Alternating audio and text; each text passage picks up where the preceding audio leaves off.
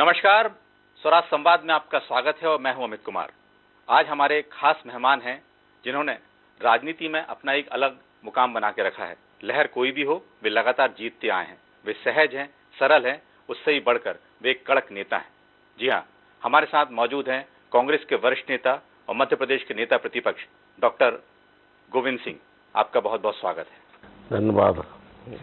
Doctor साहब, शुरुआत करते हैं। सबसे पहले तो ये कि मध्य प्रदेश में लगातार प्रधानमंत्री के दौरे हो रहे हैं, गृह मंत्री अमित शाह के भी दौरे हैं। किस नजर से आप देखते हैं उसको? मध्य प्रदेश की भारतीय जनता पार्टी सरकार से न तो आज नौजवान खुश है, बेरोजगारी चरम सीमा पर है, महंगाई चरम सीमा पर है, महिलाएं परेशान हैं, महिलाओं पर अत्याचार, बच्चियों के साथ बलात्कार और भ्रष्टाचार पूरे समाज प्रदेश में सुरसा की गर्दन की तरह फैल रहा है। जनता नाराज है। इसलिए प्रधानमंत्री मोदी जी के सहारे उनको बार बार लाकर मध्य प्रदेश में सरकार अपनी जो जनता के साथ कुठाराघात कर रही है उनको दबाने का काम कर रही है। मोदी जी भारतीय जनता पार्टी में एक तरह के करिश्माई नेता के रूप में उन्होंने प्रचार कर रखा है भाजपा ने और आरएसएस ने। इसलिए भयभीत है वो प्रधानमंत्री को लाके कहीं एयरपोर्ट, कहीं कोई योजना जो कमलनाथ जी की सरकार में लागू की थी, महाकाल का मंदिर उज्जैन का जीर्णोद्धार करवाना, चौतरफा कॉरिडोर बनाना, 300 करोड़ रुपए मंजूर भी किए थे। अब वो लाके बार बार करने का काम और अपनी नाराजगी जनता को गुमराह करके जनता को भ्रम से दूर करना चाहती है। जी, एक है नेता प्रतिपक्ष की दौड़ में कई नेताओं के नाम चल रहे थे, आपका नाम भी था, लेकिन हाईकमान ने डॉक्टर गोविंद सिंह का नाम चुना। ये लगता है कि क्या उनको ये लगता था कि ना आप सबसे बड़ा कारण क्या, ना आप झुकेंगे और ना आप बिक सकते हैं? तो मैं नेता प्रतिपक्ष की दौड़ में कभी रहा नहीं जी। मैंने अपने जीवन में किसी भी नेता के सामने या किसी भी व्यक्ति के सामने अपने हित के लिए, स्वयं के स्वार्थ के लिए, अपने परिवार के लिए कोई किसी मांग नहीं रखी है। मैं लगातार काम करता हूँ। मेरा विश्वास है ईश्वर में और भाग्य में। हमसे कई जूनियर नेता जो बाद में राजनीति में आए या कई विधायक पद में भी जूनियर थे, वो बन गए, उनको नेता प्रतिपक्ष बना दिया गया। तो मैंने न तब आक्रोश व्यक्त किया न नाराजगी व्यक्त की। अपने गत से आम जनता के बीच काम करता हूँ और जो पार्टी आदेश देती है, जिम्मेदारी देती है, उसको पूरी ईमानदारी और जिम्मेदारी से निभाने का काम करता हूँ। जी, मैंने इसके पूछा था कि भाई इस समय जो ऐसा नेता चाहिए था जो झुके भी नहीं और बिके भी नहीं। ये पूरी तो सच्चाई है। मैंने जीवन में कभी भी राजनीति में सौदेबाजी नहीं की है। जी। और सवाल है कई लोगों को, इसलिए आम जनता और आप लोगों की कृपा से जो साख बनी है, मैं साधारण गांव का किसान का परिवार का जन्म लेने वाला व्यक्ति हूं और मुझे कोई धन दौलत के लिए लूट के चक्कर में मैं रहता नहीं हूं। आज समाज की परिस्थितियां ऐसी है, कई लोग राजनीति में आते हैं तो पहले सोचते हैं कि आगामी हमारा चुनाव कैसे होगा, हमारे परिवार का भविष्य क्या रहेगा, उनकी 2-2, 3-3 पीढ़ियों को सुरक्षित करने का काम करते हैं। हमारी सोच में राजनीति कोई व्यवसाय नहीं है, राजनीति तो धर्म है, सेवा के लिए आते। राजनीति में समाज को देने के लिए आना चाहिए। जो हमारे नेता महात्मा गांधी जी, जयप्रकाश नारायण जी और डॉक्टर राम मनोहर लोहिया ने जो आदर्श दिए हैं, उन आदर्शों पर चलने का प्रयास करता हूँ। जी, अभी कांग्रेस के राष्ट्रीय अध्यक्ष का चुनाव होना है। दिग्विजय सिंह ने भी अपना ये बोला था कि वो भी चुनाव में शामिल होंगे, नामांकन भरेंगे। आप प्रस्तावक रूप में गए भी थे, तो आखिर ऐसा क्या हो गया कि फिर उनको नाम वापस लेना पड़ गया, क्योंकि आप उनके काफी करीब भी हैं?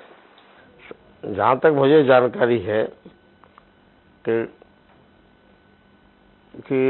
दिग्विजय सिंह जी ने हमारे पार्टी के राष्ट्रीय नेता माननीय राहुल गांधी से चर्चा के बाद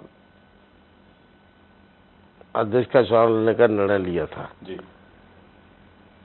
लेकिन उसके बाद जो हमारा कांग्रेस में प्रजातांत्रिक पार्टी है और इसमें भी अलग अलग मत के लोग हैं, जो आजकल हमारे नेतृत्व से सोनिया जी की और राहुल जी की नीतियों से थोड़ा मनभेद रखते हैं जी। तो वो लोगों ने तय किया कि भाई अगर हम खड़गे जी जो अनुसूचित जात के हैं, आज़ादी के बाद केवल एक बार कांग्रेस पार्टी में स्वर्गीय जगजीवन राम जी पार्टी के अध्यक्ष रहे, किसी अनुसूचित जाति का व्यक्ति बनना चाहिए जी। और उन्होंने कहा तो जब जिसका नाम आया तो दिग्विजय सिंह ने स्वयं हटने का निर्णय किया कि भाई पार्टी के हित में अगर सब एक होते हैं, मतभेद समाप्त करते हैं, तो हमारा अध्यक्ष के पद पर लड़ना उचित नहीं है। और उन्होंने स्वेच्छा से शहर इसमें सहमति दी और खड़गे जी के प्रस्तावक बन के सबसे आगे चल के प्रस्तावक बने और उनके लिए चुनाव जिताने की जिम्मेदारी भी उन्होंने अपने ऊपर लिए कि मैं पूरा प्रयास करूंगा। एक बात और है कि अभी राहुल गांधी की जो भारत जोड़ो यात्रा है वो शुरू हो गई है। बीजेपी तमाम तरह के आरोप लगा रही है, मध्य प्रदेश में आने वाली है। मध्य प्रदेश में आप किस नज़र से देखते हैं कि चूंकि चुनाव भी हैं 2023 में, तो इस यात्रा से किस तरह से जो युवा कार्यकर्ता जुड़ रहा है या उससे क्या फायदा होगा? राहुल गांधी इस देश के भविष्य हैं और राहुल गांधी ने जो निर्णय लिया है मैं मानता हूं बड़ा साहसिक और राजनीतिक महात्मा गांधी के द्वारा दिखाए रास्ते पर चलने का निर्णय है। आज देश में भारतीय जनता पार्टी और राष्ट्रीय स्वयंसेवक संघ दोनों मिलकर देश को तोड़ना चाहते हैं, भाईचारे में वैमनस्य फैला रहे हैं। दूसरे धर्मों के जो हिंदुस्तान में लोग हैं संविधान के विपरीत उनके विरुद्ध आचरण कर रहे हैं। इस समय देश की जो आज़ादी के बाद इसी वैमनस्य के कारण हमारे देश के टुकड़े हुए, पाकिस्तान बना। तो राहुल गांधी ने आज की वर्तमान परिस्थिति में जो राजनीति है उसमें चलकर देश को एकजुट करने के लिए गोलबंद करके एक सूत्र में देश बना रहा है, जो जोड़ने की राजनीति करने का काम किया है। और इसलिए सैकड़ों नौजवान आज हजारों की तादाद में उनका साथ दे रहे हैं। भारतीय जनता पार्टी कोई जनता के हित में कोई काम नहीं करती, एकमात्र है चुनाव में धर्म के नाम पर आपस में वैमनस्य फैलाकर भाई भाई को लड़ाकर सत्ता प्राप्त करने की उनकी नीति है। अब जनता समझ चुकी है देश की और इसलिए उनमें घबराहट है। अब राहुल गांधी जी की यात्रा से वो बेचैन है, परेशान है कि राहुल गांधी को इतना जन समर्थन मिल रहा है, उसकी आलोचना करना, उनकी बुराई करना और षड्यंत्र फैलाने का काम चल रहा है। जी, मध्य प्रदेश में फायदा कैसे देखते हैं, क्योंकि चुनाव है और लगता है कि उससे क्या एकजुट और हो पाएंगे लोग? मध्य प्रदेश की यात्रा में राहुल गांधी को भारी जन समर्थन मिलेगा। उनकी नीति से नौजवान, महिला, बेरोजगार, व्यापारी और सभी लोग अपनाने का काम कर रहे हैं। इससे भारतीय जनता पार्टी भयभीत है और हमें उम्मीद है कि राहुल गांधी की यात्रा से 2023 में जो जन जागरण होगा, जो कांग्रेस के समर्थन में लोग खड़े होंगे, भारतीय जनता पार्टी का 2023 नवंबर में चुनाव के बाद सफाया मध्य प्रदेश से हो जाएगा। जी डॉक्टर साहब, जैसे संख्या बल के आधार पर देखें तो कांग्रेस में एक मजबूत, यहाँ विपक्ष मध्य प्रदेश में मजबूत है, काफी मजबूत है। और लेकिन जिस तरह से विधानसभा में देखा जाता है कि कहीं चर्चा नहीं हो पाती है या हंगामा नहीं होता, तो कहीं मानते हैं कांग्रेस भी कहीं जिम्मेदार, वो चाहे तो इसको सत्र बढ़ा के कुछ जनता से जुड़े मुद्दे को रख सकती है? विधानसभा सत्र के पहले मैंने मुख्यमंत्री जी को नेता प्रतिपक्ष के नाते पत्र लिखा था कि पीठासीन अधिकारियों का सम्मेलन माननीय भारतीय जनता पार्टी के द्वारा निर्वाचित लोकसभा सदस्य माननीय ओम बिरला जी, उन्होंने निर्णय सामूहिक रूप से निर्णय हुआ था कि देश की बड़ी विधानसभाएं कम से कम 75 सदनों की बैठकें 75 से 90 दिन हों, छोटी विधानसभा की 30 से 45 दिन, और संसद के सत्र लगातार 120 दिन से 150 दिन तक चलें। और उसी का उल्लंघन मध्य प्रदेश की सरकार के मुखिया भाजपा शिवराज सिंह जी कर रहे हैं। तो लगता है कि लगातार इतने सारे मुद्दे हैं, तो ऐसा लगता है कि आगामी जो विधानसभा सत्र होगा उसमें इन मुद्दों को उठाया जाएगा, लगता है, क्योंकि आपने कहा भी था कि अगली बार जो है इसको अविश्वास प्रस्ताव जैसे लेके आएंगे। तो सवाल इस बात का है, सरकार का मन से ही नहीं विधानसभा चलाने की। मैंने तो अभी पहले ही दिन कार्य मंत्रणा समिति की में बैठक में तय किया, मुख्यमंत्री से अनुरोध किया कि हमने स्थगन प्रस्ताव रखा है, ध्यानाकर्षण रखा है, उस पर चर्चा करें। स्वीकार मुख्यमंत्री का फोन आया दूरभाष सुबह कि भाई इसमें कुछ है ही नहीं। तो हमने कहा, और हमने कहा आपको धन्यवाद, अगर कुछ किया नहीं, घोटाला नहीं हुआ है तो आप सदन में जवाब दें जी, हमें अपनी बात कहने का। बोले ठीक है, दूंगा। और मेरा तो जो लगातार 12-15 वर्षों का अनुभव है मुख्यमंत्री शिवराज सिंह के कार्यकाल में जी। जब भी सरकार भ्रष्टाचार के मुद्दे में फंसती है तो वो हल्ला करा के न तो जवाब देते हैं और अपने साथियों से कह के सदन में इतना हल्ला करते हैं, बात सुनने नहीं देते ताकि हल्ला गुल्ला हो, सदन चले नहीं। और वो पूरा बजट करीब 2.5 लाख करोड़ से अधिक का बजट 15 मिनट में पास करा लेते हैं। ये उनने सोच बनाई है, विधानसभा चलने नहीं देते। जब चर्चा के लिए बात हुई थी, हमने मुद्दा रखा, स्थगन प्रस्ताव पर चर्चा हो, मुख्यमंत्री ने साजिश करके विधानसभा में अपनी प्लानिंग के तहत सबसे पहले कहा, मेरा वक्तव्य सुनिए। ये कभी है जिस विषय पे मैंने निवेदन किया कि अगर आप वक्तव्य देना चाहते हैं तो पोषण आहार के छोड़ के अन्य विषय पे दो, हम स्वागत है आपका। और हमेशा परंपरा और नियम भी है, अगर कोई नीतिगत मामला होता है या कोई दुर्घटना होती है तो सरकार को, मुख्यमंत्री मंत्री को सदन में अपनी बात कहने का अधिकार होता है और वो घटना के बारे में उल्लेख करता है। लेकिन जो कोई घटना नहीं थी, पोषण आहार का घोटाला था और उस पर चर्चा ने कहा कि मुख्यमंत्री जवाब देने लगे कि हमने कुछ नहीं। अरे भाई, आपने कहा हमारा सुनने के बाद जवाब देते नहीं, जो बिंदु में रखता, जो पॉइंट, उनका जवाब चाहिए। जवाब न देके भारतीय जनता पार्टी ने सदन में हल्ला गुल्ला करके, शोर गुल करके फैला के सदन को समाप्त करा दिया और प्रजातंत्र का गला घोंट दिया। देखने में आता है कांग्रेस के मुद्दे तो बहुत हैं, लेकिन जो मैदानी कार्यकर्ता हैं उनको कैसे सड़कों पे लेके आएंगे, क्योंकि कहीं वहां कमी दिखती है कि वहां पर उन मुद्दों को उतनी तेजी से नहीं उठा पा रहे हैं। इस बात को मैं स्वीकार करता हूं कि विपक्ष के नाते जितना आक्रामक मुझे होना चाहिए उतना हम नहीं हुए। लेकिन अब भारत जोड़ो यात्रा, गांव-गांव तक हमारे पद यात्रा चल रही है, प्रत्येक बूथ तक जाने के लिए भारत जोड़ो यात्रा चल रही है और पूरे प्रदेश में अलग जगेगी और 1-2 महीने के अंदर अंदर प्रदेश में कांग्रेस की रणनीति नजर आएगी। एक और बात देखने में आई कि राष्ट्रपति चुनाव के समय कुछ लोगों ने, कांग्रेस के नेताओं ने, विधायकों ने क्रॉस वोटिंग की थी विधायकों ने, उसके बाद भी ये नहीं आया कोई नाम सामने आए हों या उन पर कुछ कार्रवाई हुई हो जिससे कहीं संदेश जाए। ऐसा वास्तव में ये एक शर्मनाक स्थिति है। आखिर कोई न कोई तो पार्टी में रह के इस प्रकार का कृत्य कर रहे हैं।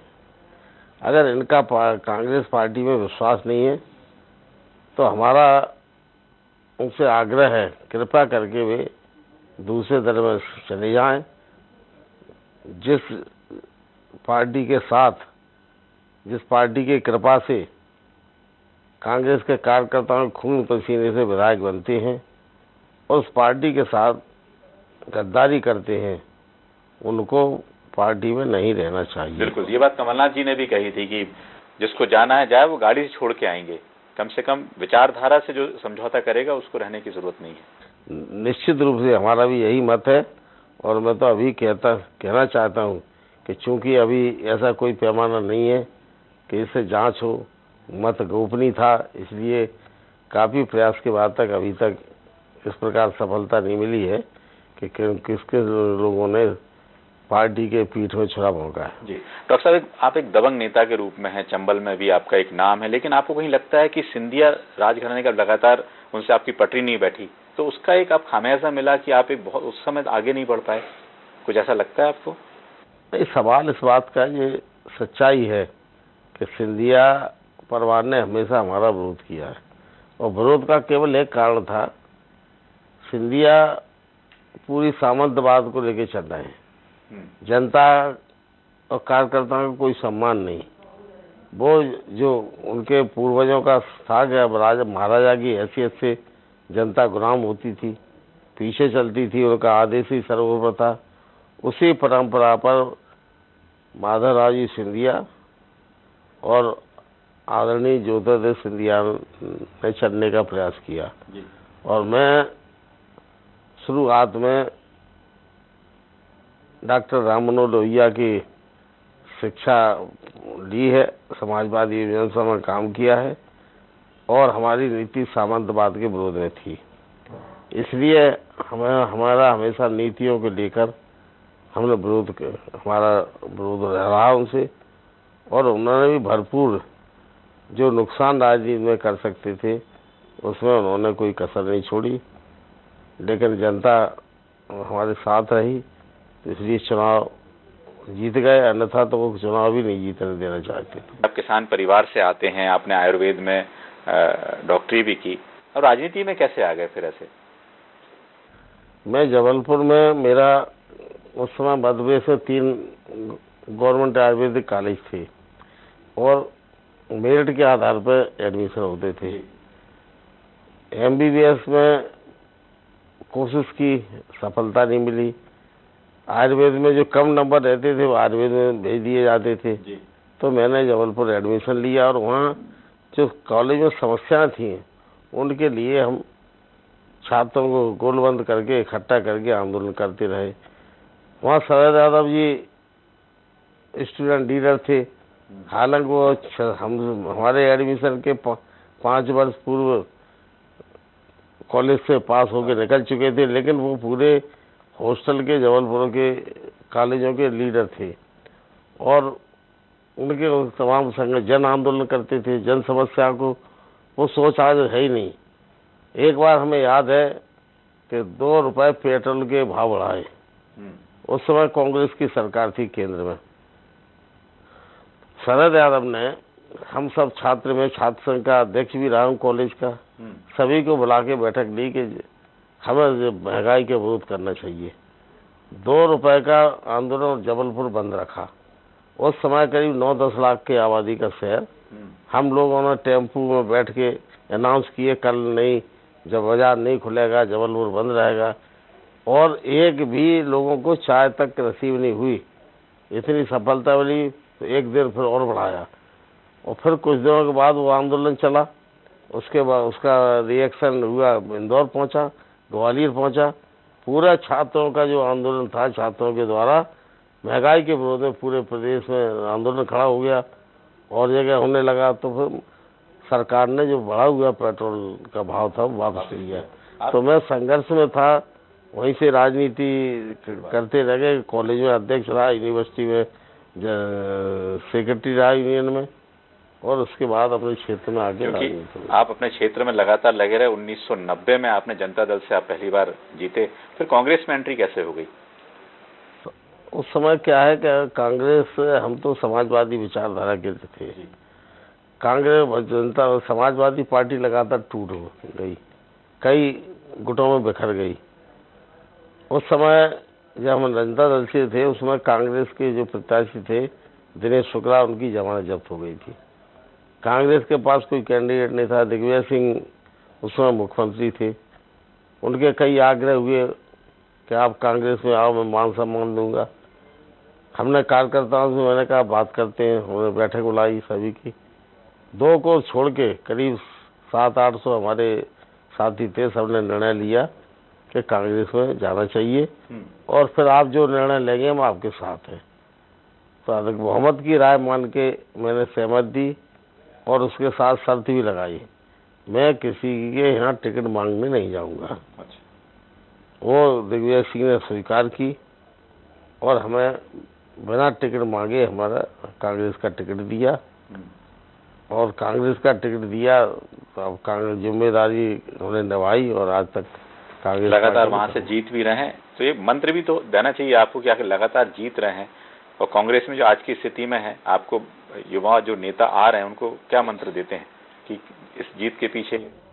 जीत के पीछे सबसे पहले तो चरित्र, जो राजनीति में आता है उसको अपना चेहरा शीशे में देख के अगर कोई कालिक होती तो पोत सफाई करते हैं, उसी प्रकार राजनीति में आने वाले व्यक्ति को, राजनीति करने वाले व्यक्ति को या राजनेता को अपना आचरण सही रखे, ईमानदारी रखे, राजनीति में भ्रष्टाचार से दूर रहे और जनहित में रात दिन लगा रहे। गरीब है, शोषित है, परेशान है, पीड़ित है, दुखी है, उनसे सतत संपर्क बनाए रखें। जनता और क्षेत्र के लोग ज़्यादा और कुछ चाहते नहीं, जानते हैं कि रोजगार नौकरी दे नहीं पाएंगे, आजकल बेरोजगारी इतनी बढ़ गई है, तो कम से कम उनके सुख दुख में शामिल रहें, जो हो सकता है उनकी समस्या का निराकरण करें। अन्याय किसी का हो, सरकारी अधिकारी का, पुलिस का, उसमें उनकी रक्षा करें और उनकी ढाल बनकर आगे आके उनकी समस्या का निदान कराएं, तो फिर जनता छोड़ती नहीं है। बिल्कुल, आपने बहुत सारी ऐसी बातें बताई, लेकिन आप अपने व्यक्तिगत समय भी कुछ करते होंगे। आपने ये रूप तो सबने देखा है जब आपको खाली समय मिलता रहा। अब जो तो आप शायद प्रदेश में देश में कोई विश्वास नहीं करेगा। हाँ। हमें 40 साल का लगभग याद है, 35-40 साल से, जब से छात्र जीवन से मैं राजनीति पढ़ता था, राजनीति करता था, मैंने जीवन में एक दिन की छुट्टी नहीं मनाई। मैंने अपने पर राजनीति में जब आया था उस समय मधुर में डॉक्टर लोहिया जॉर्ज फर्नांडिस के भाषण सुनते थे, उनके व्याख्यान होते थे, शिविर लगते थे। उनका कहना था कि हम देश के लिए पैदा हुए हैं, हमारा जीवन केवल एक किसी परिवार के लिए नहीं है, और उन्हीं आचरण हमने अपना ढालने का प्रयास किया। और सच्चाई है कि हमारी संयुक्त परिवार है, हमारे भाई वगैरह देखते, मैंने तो अपने पूरे जीवन में पत्नी के लिए एक साड़ी तक नहीं लाए। हमारा एक लड़का है, एक बच्ची थी, हमारे छोटे भाई ने कहाँ पढ़ रहे हैं, क्या व्यवस्था है, कहाँ शादी करना है, सब बोलने परिवार ने की। हमने पहले से पूछ लिया, भाई साहब ये करना है, हमने यहाँ कर लो, सहमति बन रही है। बाकी के पूरी जिम्मेदारी में सुबह से 7-6 बजे जग जाता हूँ, नहाने के धोने के बाद सुबह से लेकर रात को 12 बजे तक जनता के बीच रहा हूँ। मुझे आज तक कोई दिन याद नहीं है जिस दिन हमने रेस्ट लेने के लिए छुट्टी ली हो। लेकिन यह अब एक बड़ी चुनौती जो सामने है नेता प्रतिपक्ष होने के नाते 2023 में, जिस तरह से आपको कांग्रेस की जिम्मेदारी है, आपकी बड़ी जिम्मेदारी है, कैसे इसको निर्वहन आगे करेंगे, क्योंकि स्थितियां सब आप देख रहे हैं। हमारे नेता कमलनाथ जी हैं, मध्य प्रदेश में सर्वमान्य नेता हैं और उनका निर्देश जो होता है उस निर्देश का संगठन में पालन करता हूँ। और समय हर प्रदेश में जहाँ भी कोई समस्या होती है, परेशानी आती है, कार्यकर्ता में जुल्म होता तो मैं वहाँ जाने का प्रयास करता हूँ। हम आज ही छतरपुर के दौरे पे जा रहे हैं, वहाँ कमलनाथ जी की भी सभा होने वाली है, कांग्रेस के कार्यकर्ताओं से भेंट करेंगे, कांग्रेस के संगठन में क्या चल रहा है उसके बारे में भी अपने साथियों से, मित्रों से चर्चा करेंगे। जी, ये कहीं नहीं लगता आपको कि जो युवा लोग हैं उनको भी आगे आना चाहिए? जैसे जो कई बार जो है कांग्रेस में देखा जाए कि चलिए एक धड़ा तो निकल गया सिंधिया वाला, तो उसके बाद भी कई ऐसी जगह जहां आपको मुश्किल का सामना करना पड़ता है, चाहे मालवा इलाके में हो, यहाँ विंध्य में हो, बुंदेलखंड में हो, उन सबको जोड़ने, क्योंकि हर व्यक्ति चाहता है युवा नेतृत्व भी आगे आना चाहिए। क्या चेहरा यही रहने वाला है कमलनाथ जी का? निश्चित रूप से अभी तो सर्वमान्य नेता कमलनाथ जी हैं और हमारे पार्टी के सभी वरिष्ठ नेताओं ने सर्वसम्मति से निर्णय लिया है कि कमलनाथ जी के नेतृत्व में मध्य प्रदेश में चुनाव लड़ा जाएगा और वही हमारे नेता रहेंगे। नौजवानों को किसी भी राजनीतिक दल में जिसमें नौजवान नहीं होंगे वो दल कभी सत्ता प्राप्त नहीं कर सकता, क्योंकि नौजवान ही बदलाव लाते हैं, नौजवान ही क्रांति के अगुआ होते हैं। इसलिए मेरा तो सोच है कि सामंजस्य हो, बुजुर्गों का ज्ञान अनुभव और नौजवानों का जोश और उनका होश दोनों मिलकर काम करें तो सफलता निश्चित चरण चूमती है। बिल्कुल, आपने कहा है कि नौजवानों का होश होना भी जरूरी है और बुजुर्गों का आशीर्वाद भी जरूरी है। डॉक्टर गोविंद सिंह ने बड़े बेबाकी से अपने जिन सवालों का जवाब दिया है, जनता के सवाल थे जो जानना चाहती थी जनता। अगले हफ्ते फिर हाजिर होंगे नए मेहमान के साथ। नमस्कार।